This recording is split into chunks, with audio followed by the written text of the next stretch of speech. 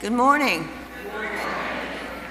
Welcome to the Unitarian Universalist congregation of Monmouth County. My name is Jane Reskoff, and my pronouns are she and her. I have been an active member here for over 15 years and have worn many different hats during that time. My most rewarding role, however, was facilitating a women's support group for 10 years with an insightful group of UU women. Here at UUCMC, our mission is to create community, transform ourselves, and transform the world. This morning we welcome Denise McCormack as our guest speaker. Denise is a storyteller and speaker who explores the power of narrative to inspire meaning and connection. Her programs draw from myth, personal reflection, and timeless themes that speak to the human spirit. Welcome, Denise. I draw your attention to the back side of your orders of service for announcements and service information for next week. For those on the live stream and for video viewers, the order of service link is available to you in the YouTube service description box. After the service, refreshments will be served in the community room, where people of all ages are welcome to visit with one another.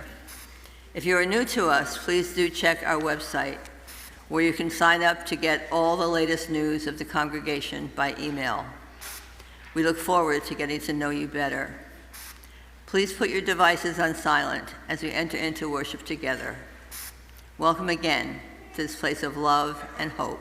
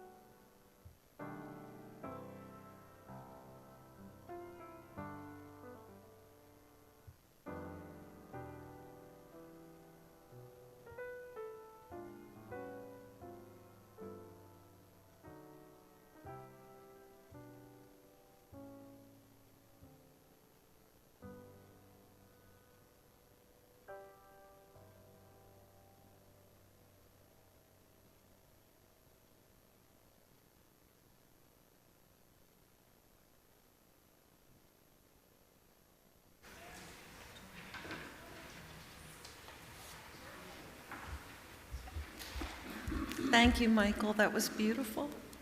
Good morning, everyone. It's so nice to be here with you today.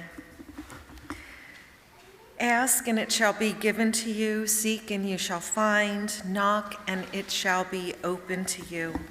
For all who ask receive, all who seek find, and to those who knock, the way opens. These words come from ancient scripture, but their message is universal and relevant today.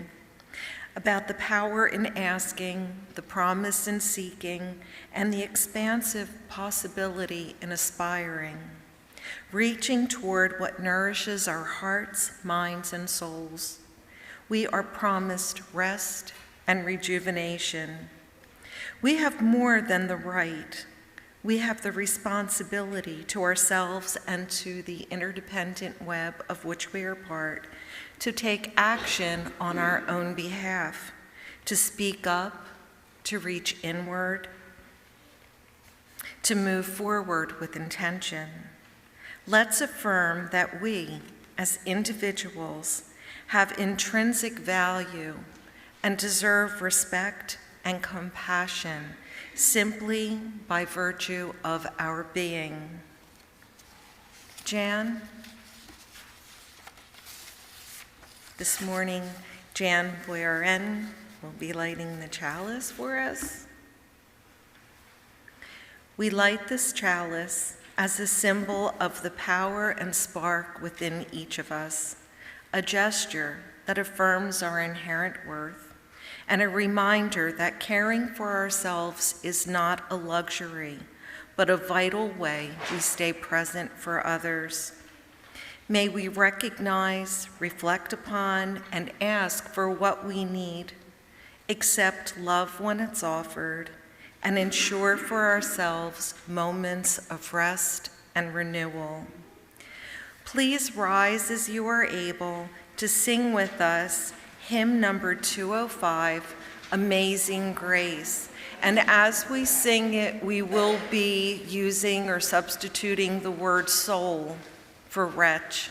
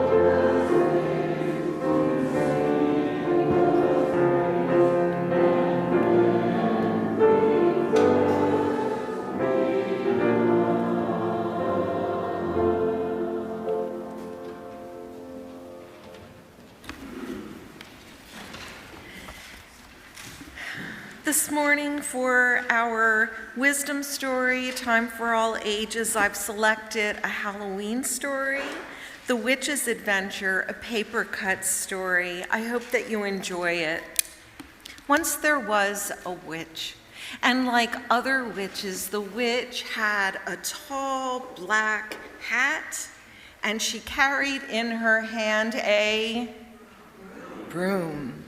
It happened that one day the witch was called to attend a great celebration, a party, and she was so excited to do that and to spend time in celebration with her community that she made her preparations and she set off at once. She saddled her broom and began to fly, and she flew up over the clouds, and as the day wore on, she flew under the moon. She was getting very tired. The traveling was quite far and tedious, and she was tired. And you know it is not safe to drive or fly when you are that tired.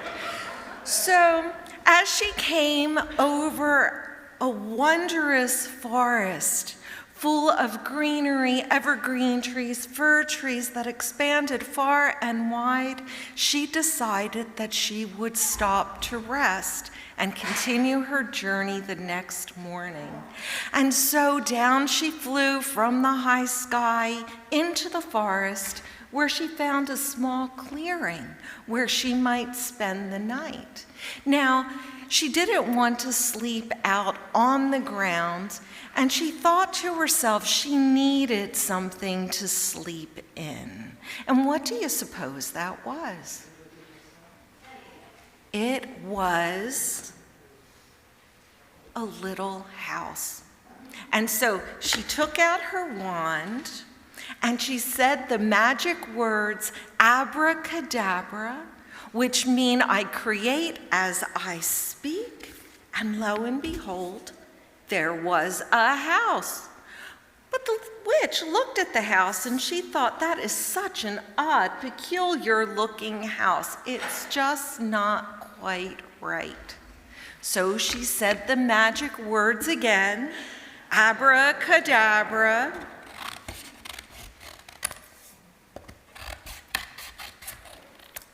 Looked at her house again and said, that's better.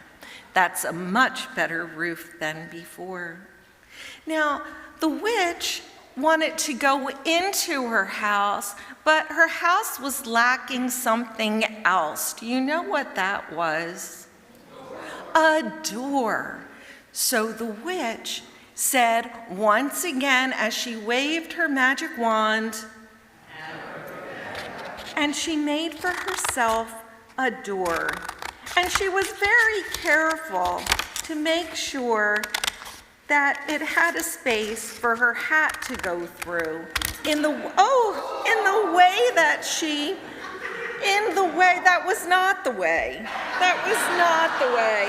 That was not the way. But that's okay, because some people are just very prepared. Oh, goodness.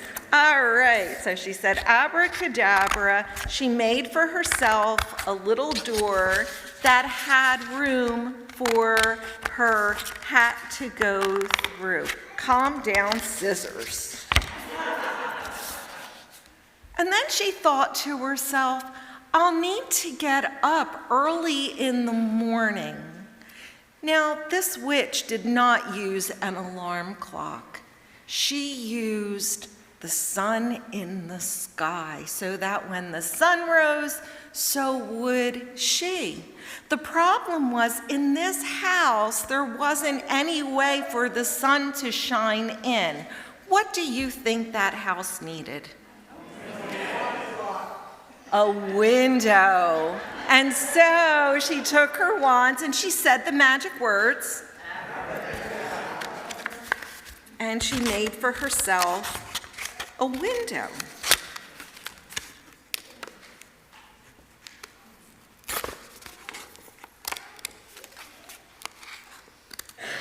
Probably a little easier than I'm doing here. She made for herself a little window. And as she was getting ready to go into her house, though, she heard a strange noise. It was coming from within the forest itself. Oh, there were all kinds of night noises from the nocturnal animals, but this noise was particularly strange.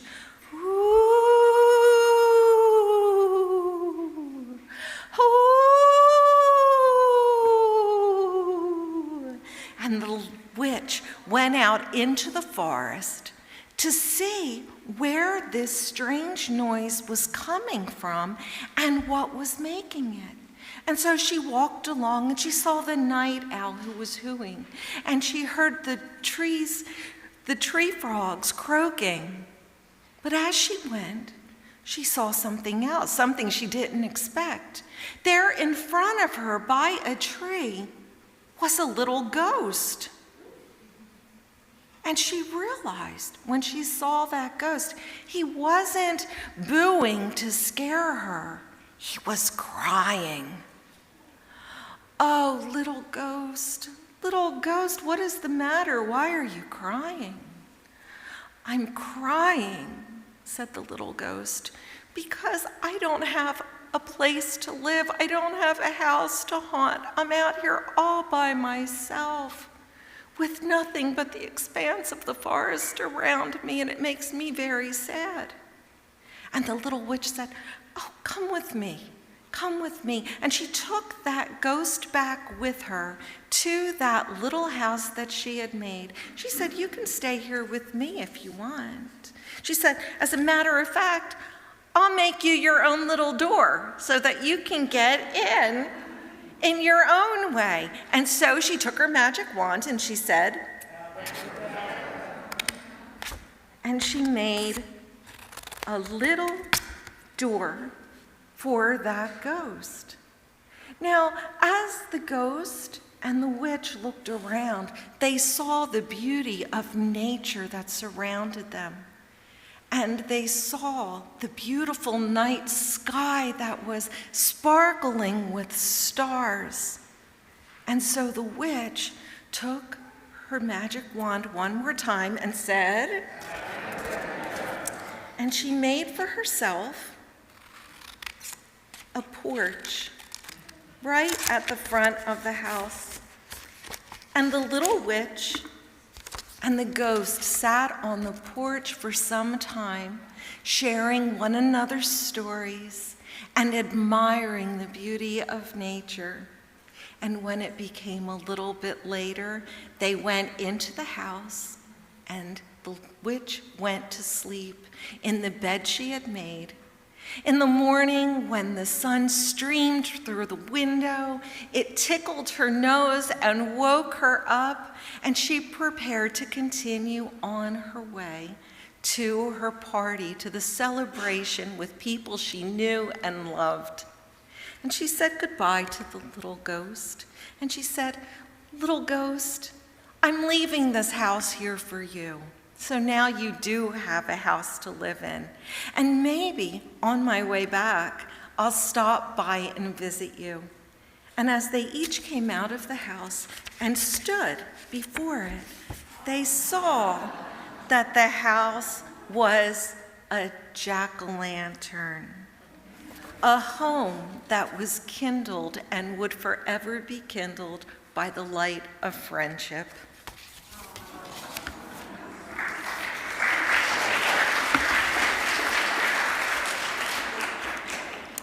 And now, to accompany the children as they leave for their party, Michael will play This Is Halloween by Danny Elfman from A Nightmare Before Christmas.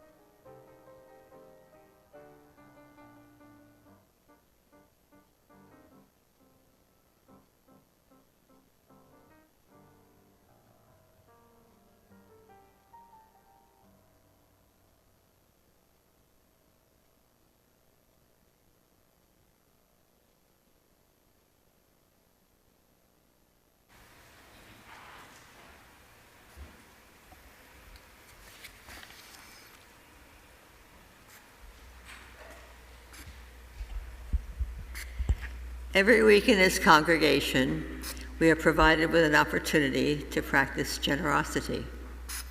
This is your invitation to contribute to the well-being of our congregation and to our social justice partners through the good works of organizations which receive half of the monies collected each month. Our Share the Plate recipient for October is Lunch Break Family Promise.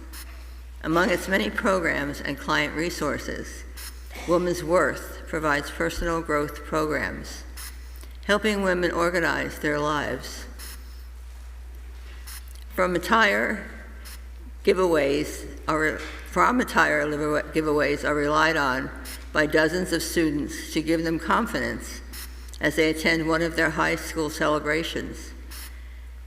Numerous clients who have used Suit Up for Success have shared that they believe their polished appearance made landing a new job possible. Lunch Break continues to add to its programs to enhance the greater Red Bank community. For those of you present in the meeting house, the plates will be passed by the ushers. Online, instructions are located in the service description box. You may join this time of generosity via text, send your offering by mail, or,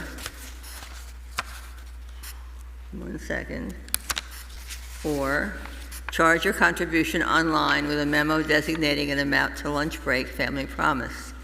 Please give generously.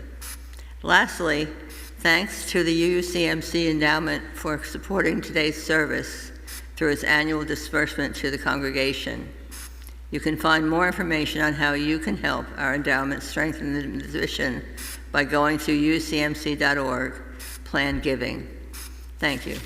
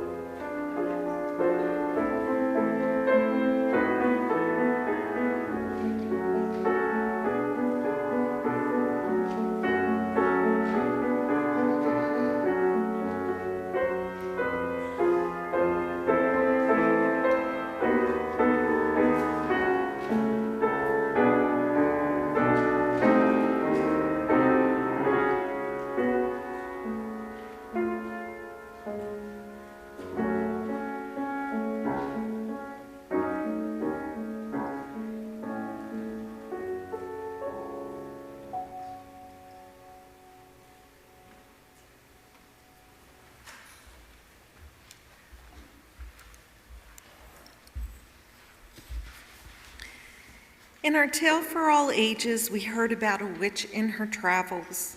The witch shows us a model of balance, tending to herself, setting intention and taking action toward rest, and then turning with deliberate care toward another, not as a duty, not as a transaction, but as a natural expression of her being. She moves freely in the world, aware of her own needs and tending to them.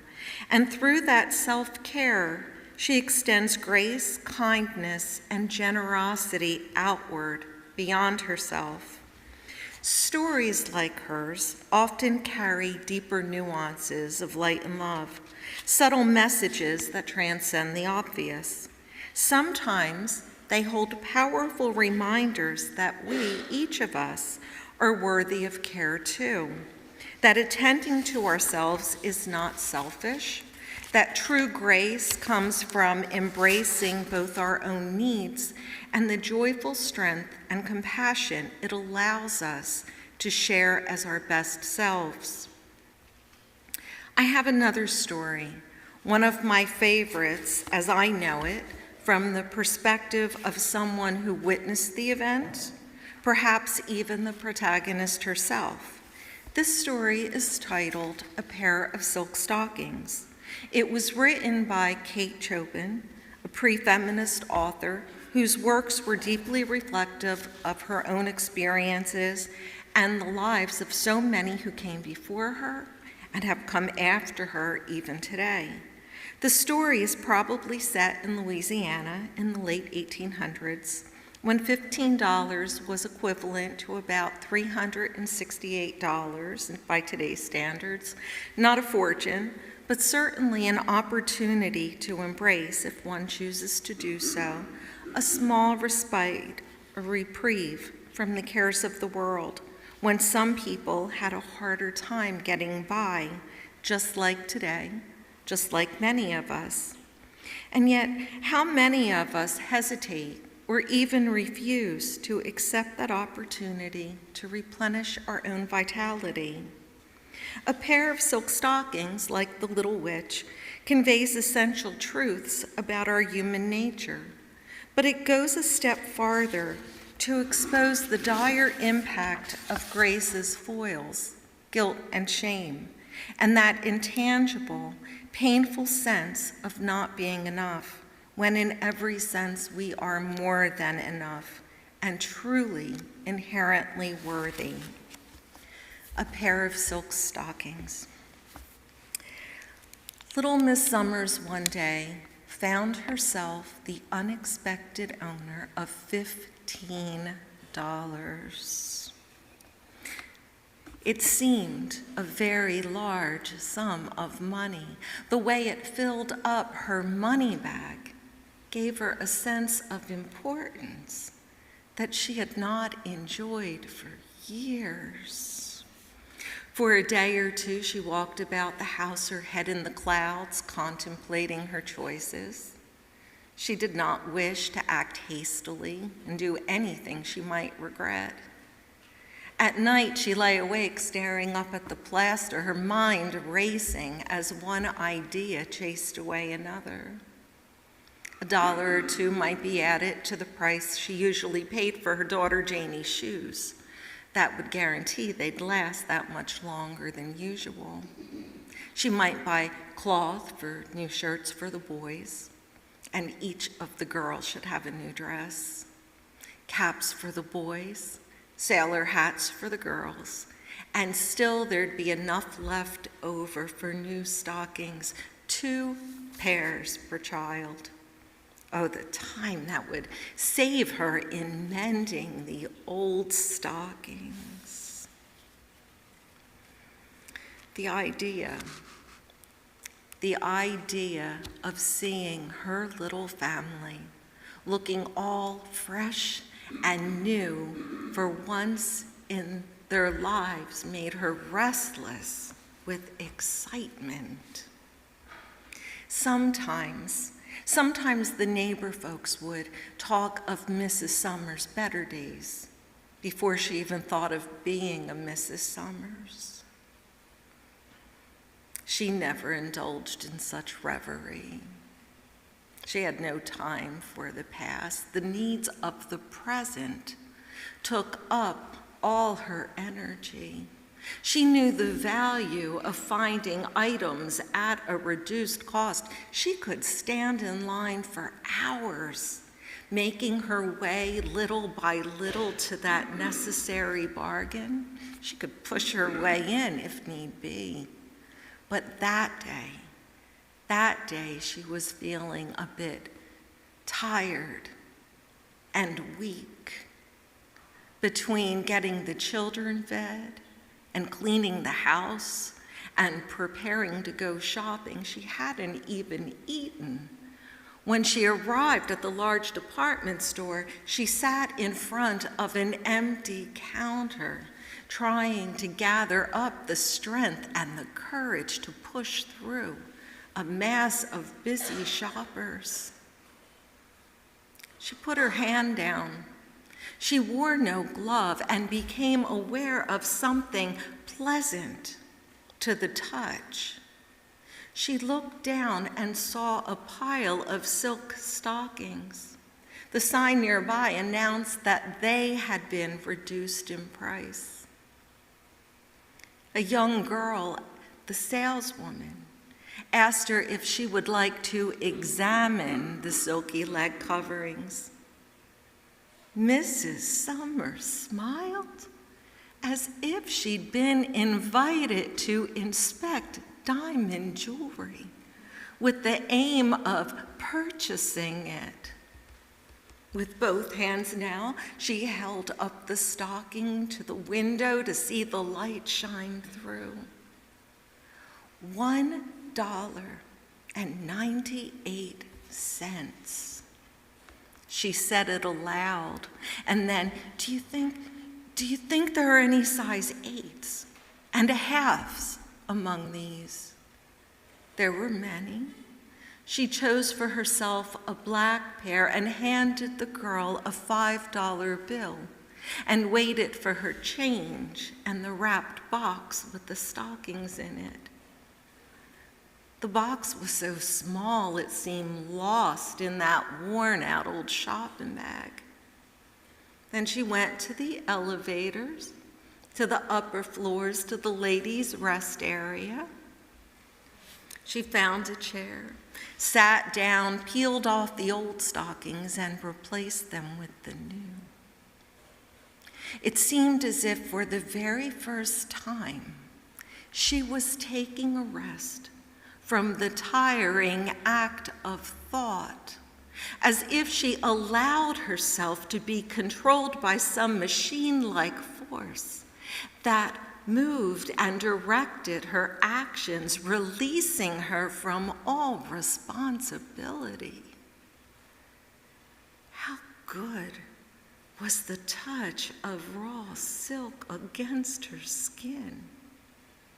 She just wanted to lie back and enjoy the richness of it all. She did for a while. Then she put on her shoes, tossed the old stockings into her bag, and went to the shoe department to wait to be fitted.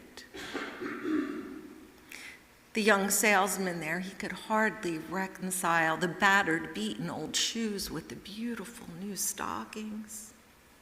She chose a pair of shiny black boots, turning her toes one way and her head another. Her foot and ankle looked so lovely, she could hardly believe they were a part of herself. She told that salesman she wanted an excellent and stylish fit, and she did not mind paying more as long as she got what she desired. Then she went to the glove department. She put her arm up on the counter there. The saleswoman drew a kid glove onto her hand, smoothing it over her wrist and buttoned it up neatly. Ordinarily, the gloves that Mrs. Summers were so cheaply made that it would have been unreasonable to expect them to be fitted. And yet now, here were these two women standing head to head, admiring the small gloved hand and exchanging tiny compliments. Mrs. Summers thought of where else money might be spent, and she remembered a shop she had passed on the way in. It was a shop that sold books and magazines. She went there and bought for herself 2 expensive magazines, the kind she used to read when she could enjoy such pleasant things. And as she left that shop, clutching her package under her arm, a thought struck her, a feeling really. She was hungry. Ordinarily, such a notion would be tucked down real deep until she returned home, but not that day, no, not that day. That day, like a flash of lightning, she remembered the restaurant just up the corner, whose window she had looked through countless times, admiring the sparkling glassware and the white linen tablecloths. But when she reached the door, she hesitated for just a moment, afraid that the diners inside would look at her, knowing that she did not belong. But when she crossed the threshold, no one raised so much as an eyebrow, and she was seated at a fine table by the window. The tablecloths were even whiter than she imagined, and the crystal glassware cast prismatic rainbows that spilled over the table and splashed up onto the wall and onto the backs of the chairs of the other diners. And the waiter, oh, the waiter, he spoke to her as if she were a princess of royal blood. She ordered for herself 6 oysters, a chop, something sweet, creme brulee, a glass of wine, and a cup of coffee, and she savored each delectable morsel as she savored the pages she pored over in her magazines. The next treat to present itself came in the way of a theater advertisement. She went there, crossing the streets, holding her skirts as high as she dared.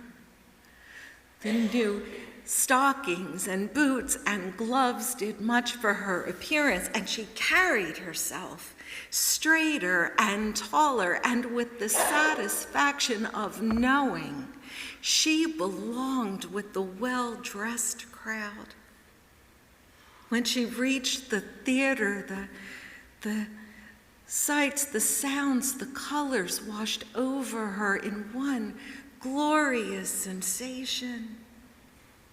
There were women there who only went to theater to show off their fashionable new attire. There were others who just went to see the show, but Mrs. Summers, she sat with those ladies, and she laughed and she cried at that spectacle up on that stage, and nobody could have appreciated it all more than Mrs. Summers. There was one woman sitting nearby, dabbing at her eye with a square of lace, who handed her a box of chocolates. When the performance was ended, the theater goers pushed through the heavy wooden doors, spilling onto the sidewalk, some into the street, each going his or her own way. Mrs. Summers went to the cable car and found herself seated opposite a man who tried to puzzle out the expression on her face. But he would have had to have been a wizard, a magician, a magic man, to know that what Mrs. Summers wished for with all of her heart and to the very depths of her soul was that the car should never stop and go on and on and on.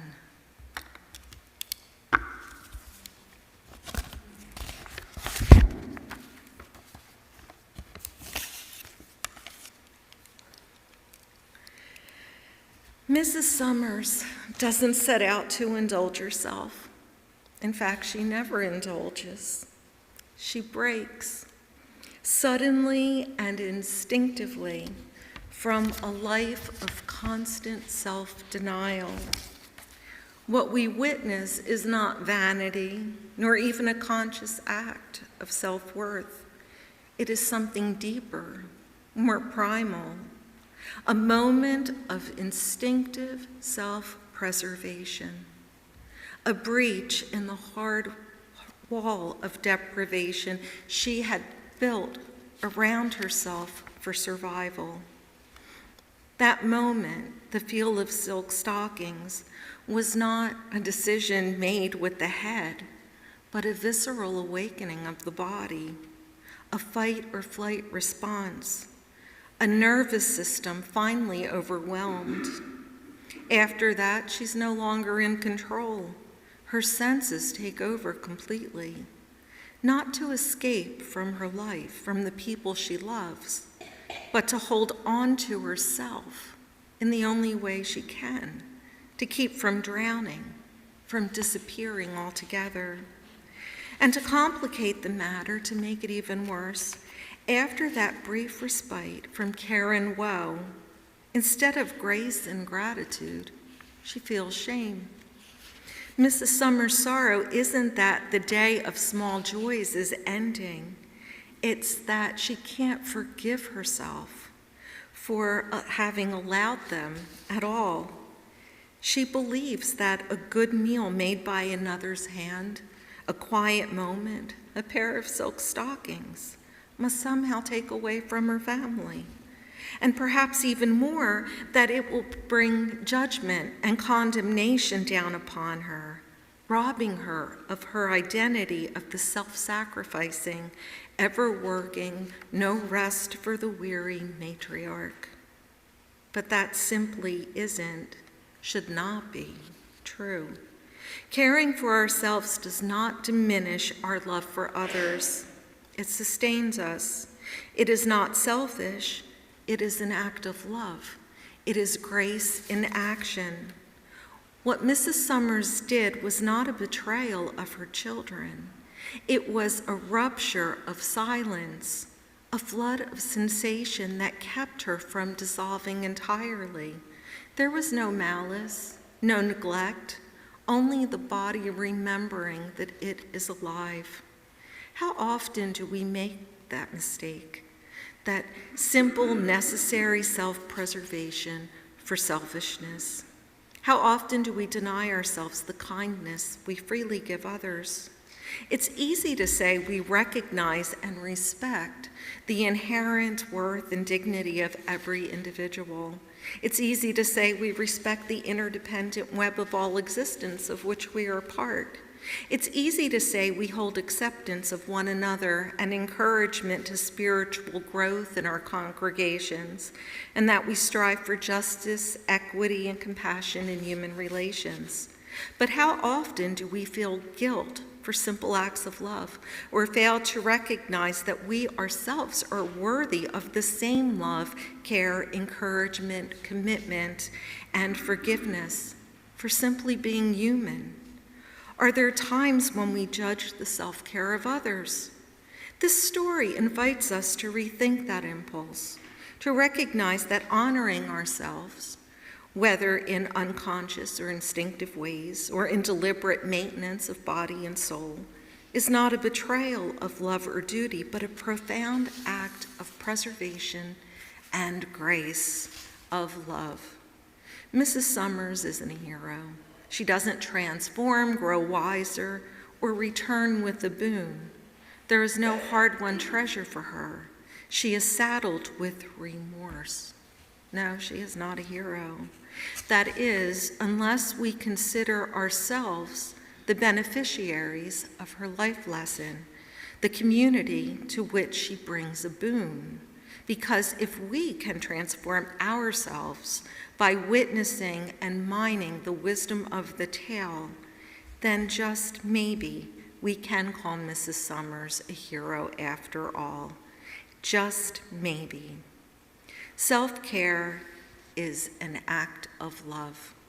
It is grace in action.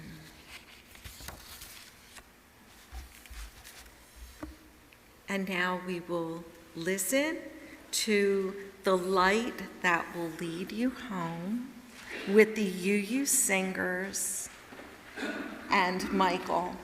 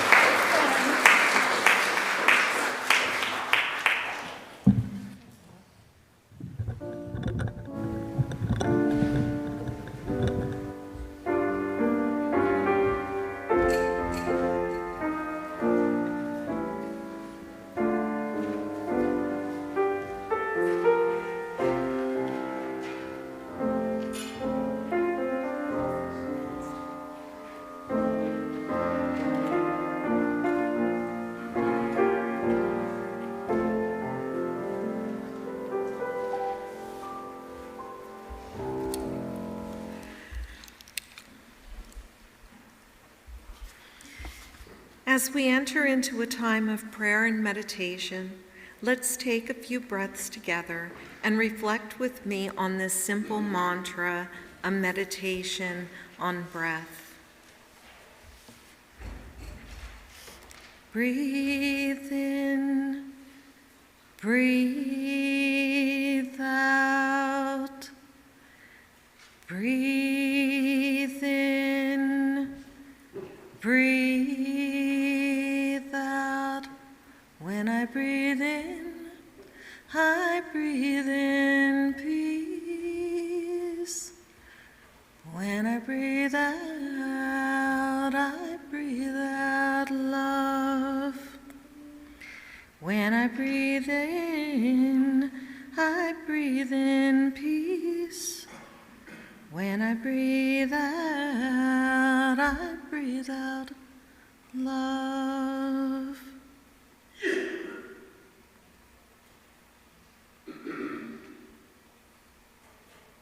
May we hold that truth gently in our hearts as we move forward, knowing the kindness that is possible within this circle and beyond. And as Richard Simmons used to say, you've got to hug yourself every day.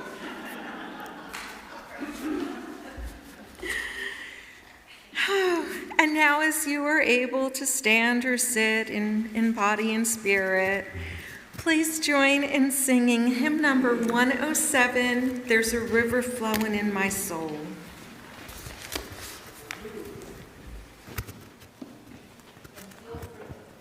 Yes, indeed. Remember how we do this one? Don't worry, I'll be very clear when you come in, I promise.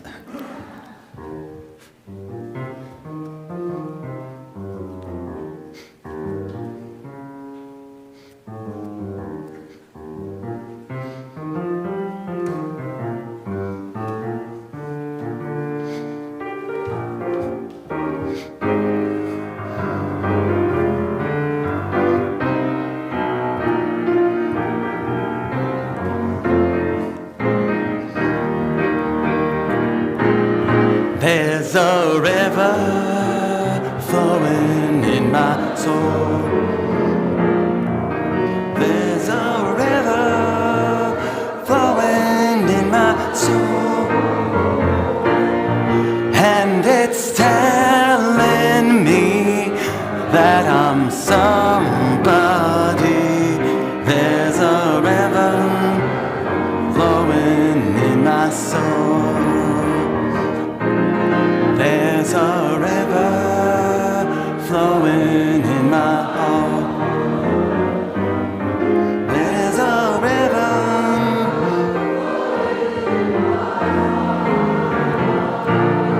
and it's telling me that I'm somebody. There's a river flowing in my soul.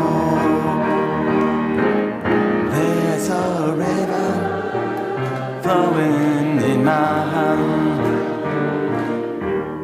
There's a river flowing in my mind, and it's telling me that I'm somebody. There's a river flowing in my soul.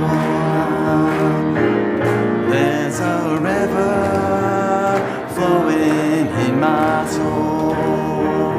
Soul, one more time. There's a river flowing in my soul, and it's telling me that I'm somebody.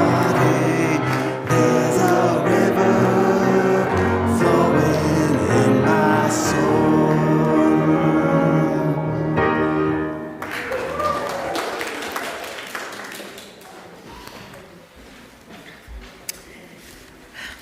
Let's remember the strength and spirit that moves within us.